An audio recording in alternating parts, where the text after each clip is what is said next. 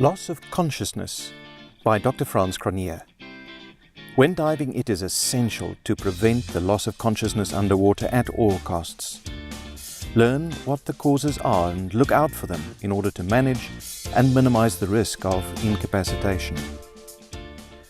Humans are not designed for living underwater. Diving is and remains a very unnatural activity. So the only way to engage in and return safely from prolonged submersion is by learning to follow certain procedures and by mastering the use of relatively complex equipment. All this requires mental alertness and agility in order to adapt to a hostile alien environment. The physical ability to react quickly and appropriately to potentially life-threatening emergencies, and training to guide the process by means of over-rehearsed procedures and effective patterns of action. From the classroom to confined water and ultimately to the open sea, there's a continuum of learning and response that requires both intelligence and constant situational awareness. This is exemplified by the golden rule which is taught in virtually all dive training programs. Stop, think, breathe, plan, and act. To do so, a diver must be in complete control of both body and mind. It stands to reason, therefore, that any condition that may impair one's attention, awareness, or the proper evaluation of risk underwater, let alone consciousness itself, may have catastrophic effects and the prospect of death by drowning. One could even say that the loss of consciousness underwater, or LOCU, equals death, unless the person is very lucky indeed. This could also apply to situations where effective decision-making is lost, such as a state of functional unconsciousness, which leads to impulsive, instinctive, or ultimately involuntary actions by the diver. This cascade of catastrophe is usually described as panic. Typically, the diver will make a frantic ascent to the surface in order to find air. They forget that in scuba diving, it's better and safer to find air from an available buddy. Unfortunately, this does not always materialize, either due to an irrepressible urge to surface or because the buddy system fails. Buddy systems require mutual awareness, proximity, and an ability to share air. And when these are not present, the system fails and divers are often abandoned to seek their own solutions. And this, as we know, is not the best one. The net result is a familiar acceleration to the surface where barotrauma, decompression sickness, and death may await them. Of those who even reach the surface, many lose consciousness shortly before or after their arrival and may sink back to the bottom unwitnessed. Here, they often only discovered much later, when the chances of recovery are slim. To illustrate the very real, practical ways in which mental impairment may affect divers' safety, here are a couple of real-life examples. A diver suffering from petit mal epilepsy, leading to moments of mental absence, performed a dive to 30 meters. As a result of this absence, the diver omitted several minutes of decompression and made an uncontrolled ascent with an overinflated buoyancy compensator, which he was unaware of at the time. He suffered serious decompression illness. Another diver suffering from diabetes, for which he was taking insulin, developed a seizure underwater due to low blood sugar. Miraculously, the diver was rescued and taken to the surface, but because he had not disclosed that he was a diabetic diver, because he was concerned that he would be prevented from diving, nobody suspected this. The diver was taken to a chamber under the assumption that he had decompression illness, and he suffered permanent brain damage as a result of prolonged, uncorrected low blood sugar. A double fatality resulted from a serious case of nitrogen narcosis when two divers performed an air dive to 66 meters. One became completely disoriented and started swimming towards the ocean floor. The other, also presumably affected by it, tried to retrieve the buddy. Both of them lost consciousness and drowned with more than 70 bar left in their cylinders. And lastly, a fatality occurred on a rebreather. As a result of relatively rapid ascent from 90 meters, a diver experienced so-called dilution hypoxia. In other words, his mix did not have any oxygen added and eventually was insufficient to sustain consciousness. The gas he was breathing at depth became unable to sustain his consciousness closer to the surface, and the device was unable to enrich the breathing mixture with oxygen because of an overinflated counterlung. Hours later, he was discovered dead on the ocean floor. These are just some examples to illustrate that loss, or even a temporary lapse in consciousness underwater, may result in injury or death. Importantly, unlike unconsciousness on land, where at least one can continue breathing, water does not afford the same luxury. There are several important potential causes of loss of consciousness underwater, and they can be remembered under the acronym HEAD, H-E-A-D. The H is for hypos and hypers, in other words, lows and highs. Low blood sugar, low blood pressure, low oxygen, low carbon dioxide or high carbon dioxide, or high pressure can all cause a reduction in consciousness or in fact loss of it. E is for epilepsy or electrolyte disturbances, epilepsy or seizures being the one of greatest likely concern. A is for arrhythmias, apoplexy or animals. Apoplexy is another word for stroke, and by animals we mean potentially toxic or allergy-provoking animal contact underwater. D is for decompression illness, which is both arterial gas embolism or decompression sickness, drugs, or damage of some sort. So, some additional comments of all of these. First, the hypos and hypers. Hypoglycemia or low blood sugar is a possibility with insufficiently controlled diabetes. There are extensive resources on this topic on the Divers Alert Network website. Low blood pressure.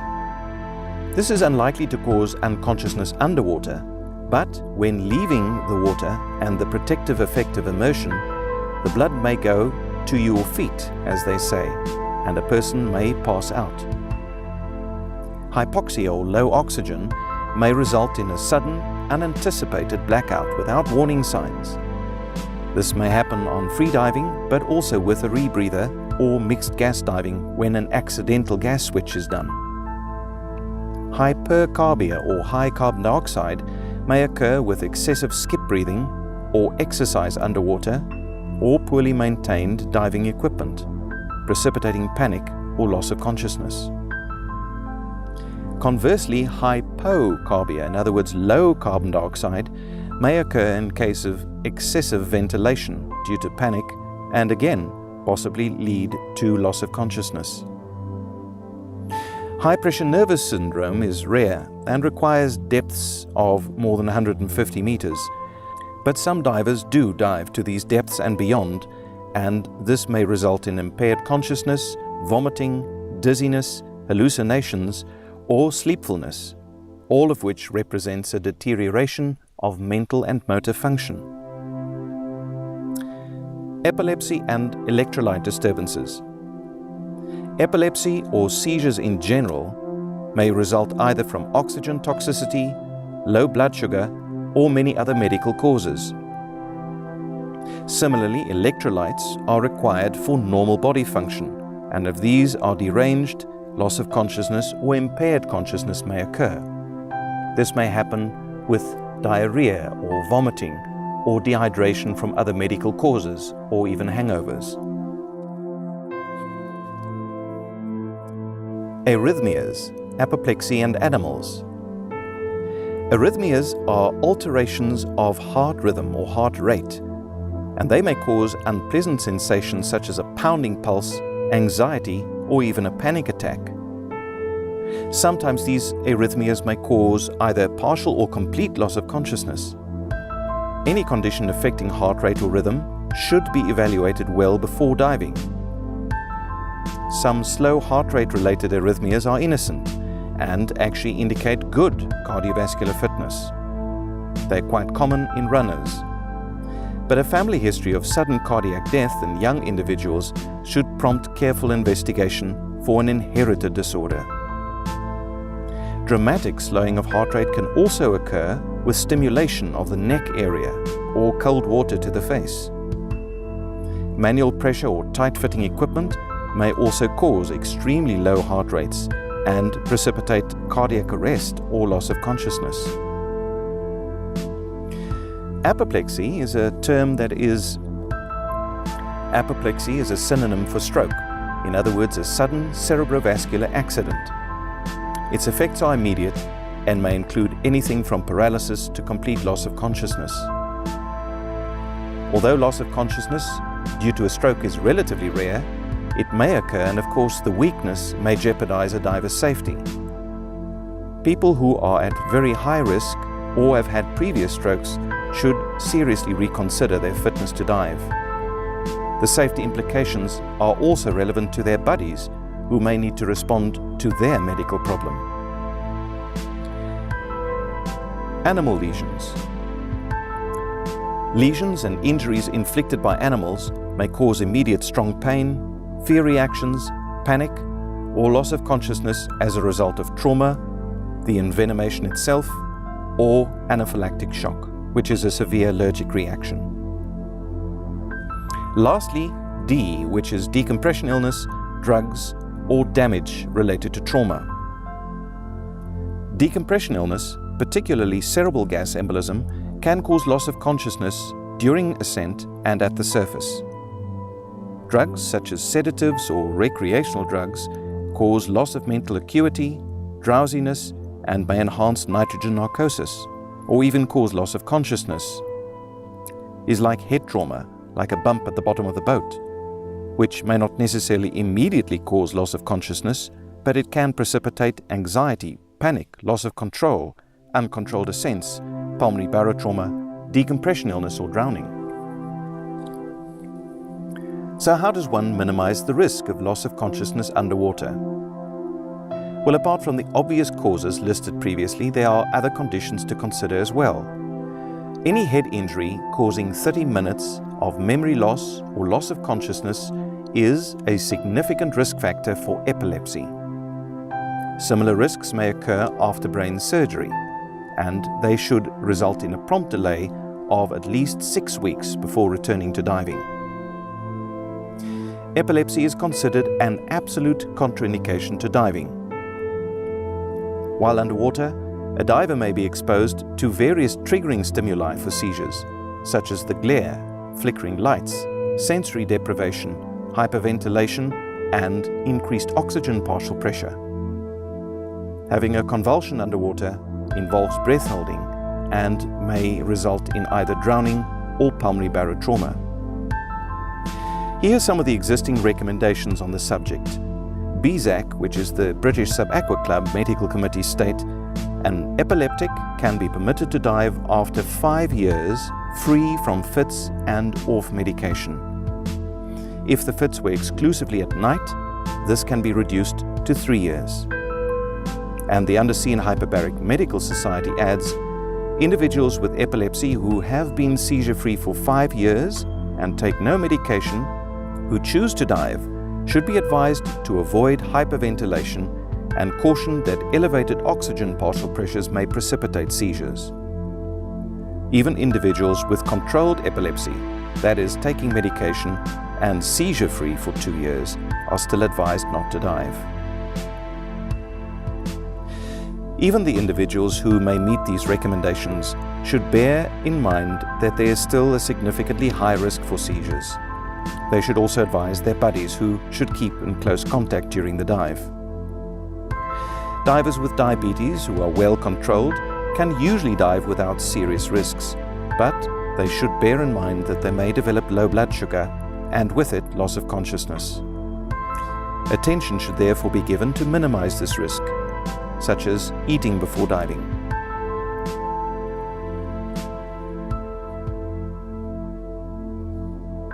Second only to loss of consciousness, panic remains the most common cause of diving fatalities.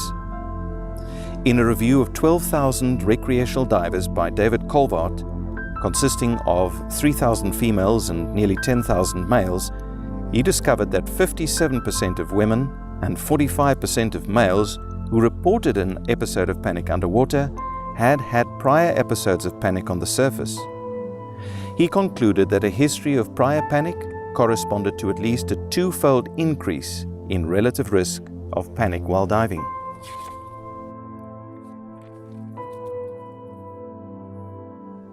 How to manage an unconscious diver and minimize risks for the rescuer. When providing emergency first aid or assistance, always remember that the first attention should go to the safety of the rescuer. It's undesirable to increase the number of victims by adding the rescuer to the list. The urge to help often blinds rescuers to the dangers, and it actually becomes a form of functional loss of consciousness. A frequently ignored factor is the risk of developing decompression illness. In fact, it's not uncommon to end up treating the rescuer for decompression illness after an heroic retrieval of their dead buddy from the ocean floor. While it's certainly contentious in all its respects, a victim found on the ocean floor after an unwitnessed descent with a regulator out of the mouth is unlikely to survive. In this situation, the victim, that is, if it can be undertaken safely, should probably be allowed to make an independent, buoyant ascent to the surface. Otherwise, the body should be attached to a buoy line and the air removed from the buoyancy compensator to limit drifting, and thereby improving the chances of recovery during a subsequent search. Clearly, this situation is different than what happens when encountering an out of air and anxious or incapacitated breathing diver. For the rescuer, this then becomes a moral decision. The rescuer will risk their health for the sake of another's life. Risk today or guilt tomorrow. For the victim, the risk of developing decompression illness is actually more acceptable than the prospect of death by drowning. In closing, loss of consciousness, whether real or functional, remains one of the biggest threats to a diver's safety underwater. It is incumbent upon instructors and dive leaders to be attuned to these risks. They need to be vigilant and wary of those divers who have been particularly susceptible, and to identify them in advance, hopefully to protect them from harm.